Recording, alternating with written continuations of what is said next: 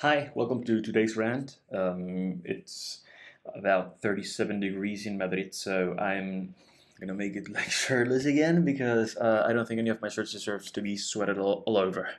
Today's topic is around promiscuity, judging, and HIV status, and it all started out as it usually happens nowadays uh, through a troll on Twitter. What happens was this very unfortunate guy tells a story, and he says he met someone through Grindr, which is a dating app for men who have sex with men. And unfortunately, the guy he met came over, drugged him or something, and stole a lot of his stuff from his house.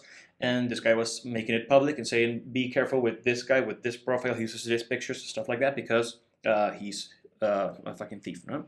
That was the post, like, "Hey, be careful. Some people are not really nice, so just watch out for this particular guy." And he started getting all these kinds of different responses that were saying, "Oh, okay, that happened to you because you shouldn't be inviting people into your house. That happened to you because you deserve it because you were horny."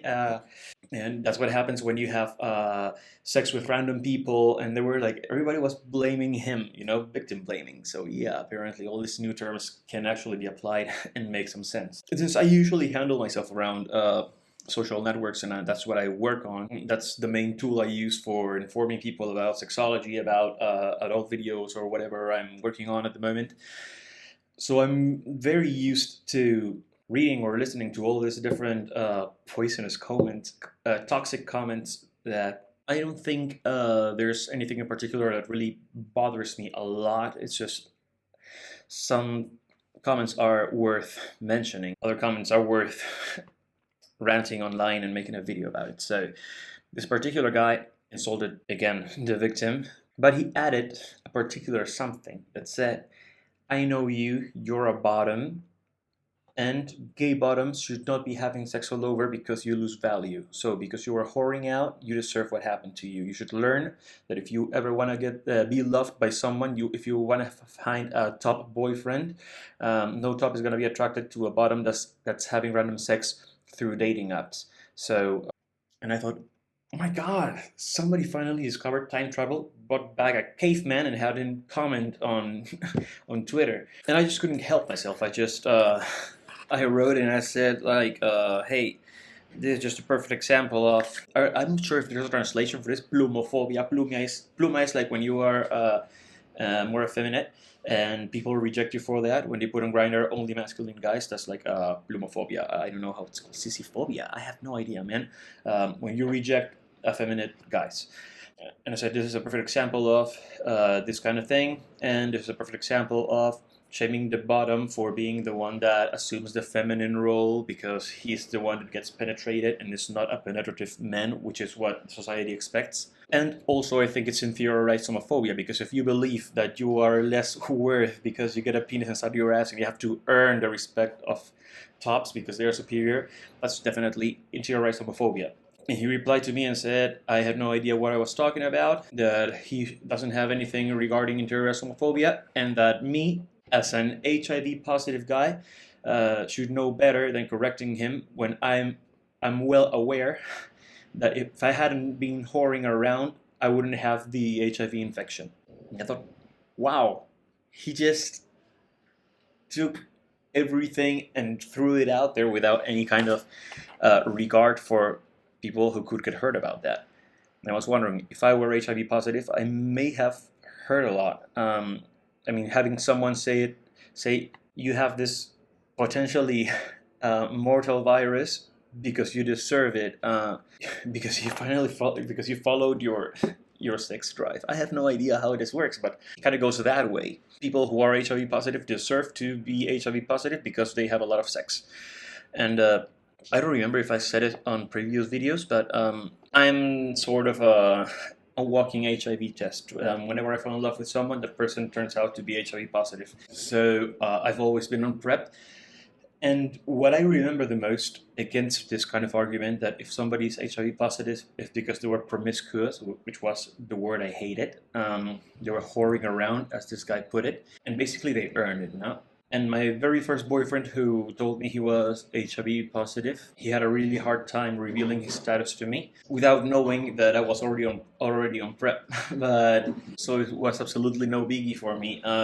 And when he told me his story, he actually contracted HIV on his very first sexual encounter ever. So whenever somebody speaks about promiscuity, I say it could happen to anyone. I mean, you can even be born with it if there's an HIV positive mother who's not getting the treatment and isn't undetectable.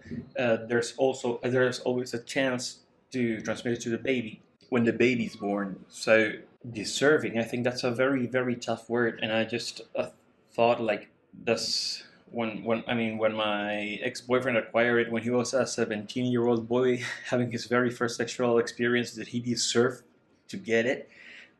I absolutely doubt it.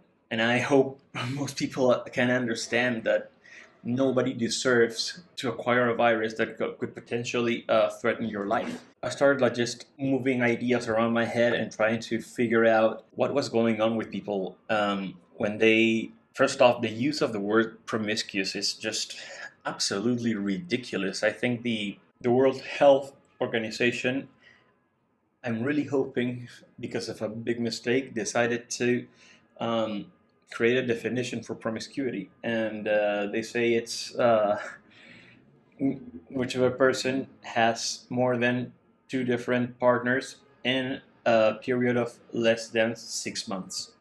Based on which grounds? I mean, when you put such a solid definition, it's absolutely absurd. I mean, if I was looking forward to not being qualified as promiscuous because of this definition, and I have sex with someone and then I wait 6 months and a day, then I'm not promiscuous at all anymore.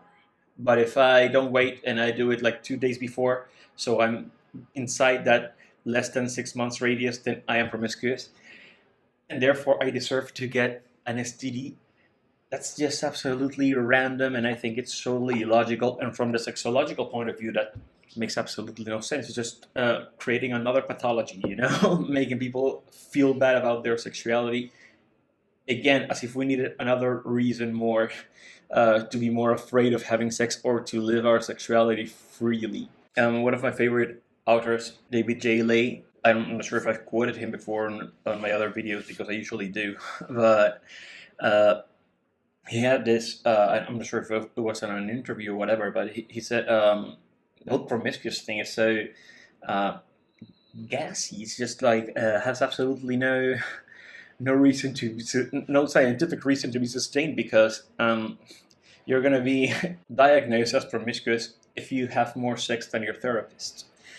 And that's just like that, because we usually take our own experiences as the normality of the factors. So if I meet somebody that has more sex than I do, I'm going to assume he's promiscuous. If I meet somebody else that has less sex than I do, it's like, oh, okay, you're a monk, So we tend to judge sexual behavior based on our own sexual behavior.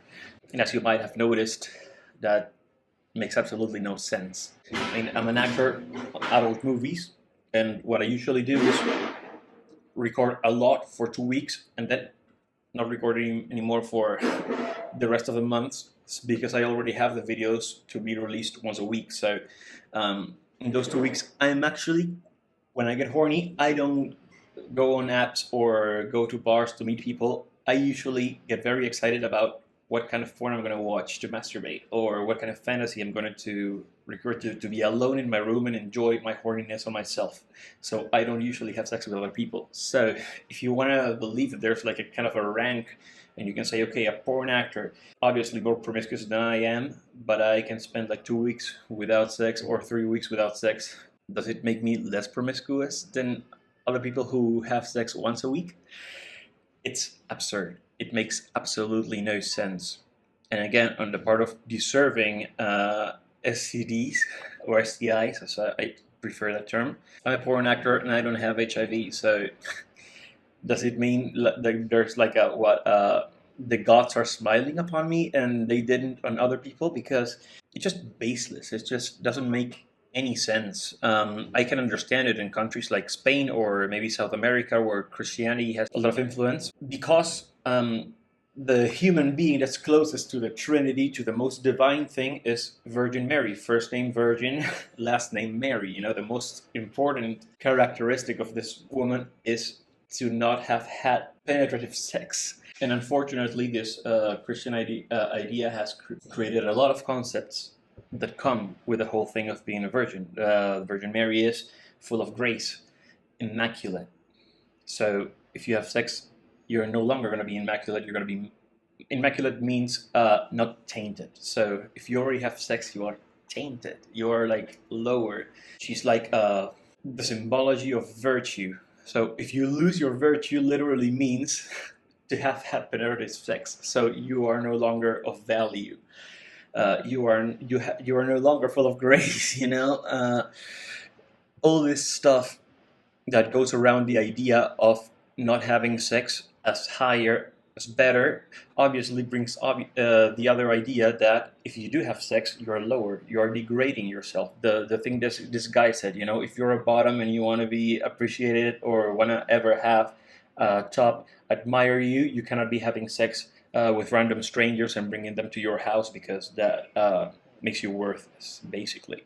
And that's that idea, you know, the more sex you have, and if the closer you are to the image of a woman and having the image of the Virgin Mary as the ideal woman, the more sex you have, you're devaluating yourself based on some people who believe there's a ghost, a higher spirit in the sky that came to the world like 2,000 years ago in human form and died and then came back to life for our sins.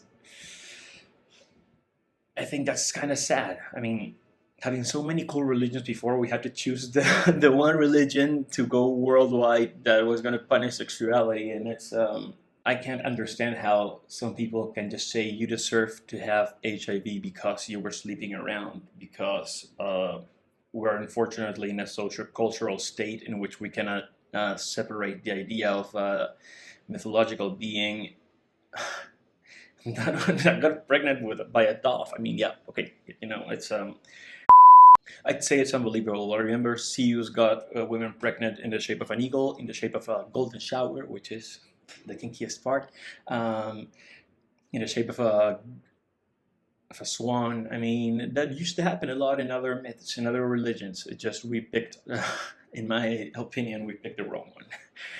So that's my rant about promiscuity, and we still carry this idea that if you have sex, you are making yourself vulnerable and deserving of catching something bad, potentially life-threatening. And again, whenever I had this discourse, there was always somebody with this little noise in their head that said, okay, but if they had used condoms, maybe they would have been safe. And it's like, yeah, okay, let's go again. So if you don't use a condom, then you kind of deserve catching an STD and having your life threatened? Because I don't think so. I think we've all had at least one experience where we didn't use a condom, and probably most of us didn't catch an STD or didn't have like an unwanted pregnancy or stuff like that.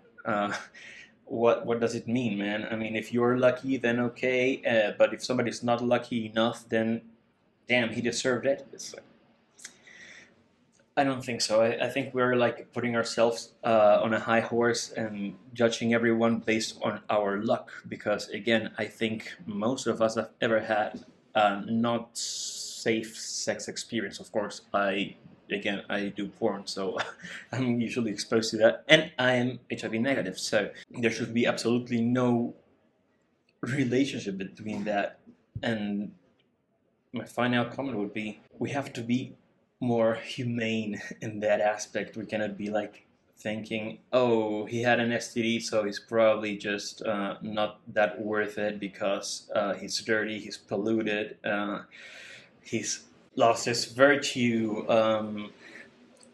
so he probably deserves to get a virus and die. So yeah, I just think that's absurd, and that's today's rant. I don't know what you think about. Let me know in the comments, and thanks a lot for I wasn't expecting to have this channel be so disorganized because I don't usually post at any given time, so I just do it randomly whenever I want to. But I'm getting a lot more views than I expected, so thanks a lot for that. Well, see you on the next video. Bye.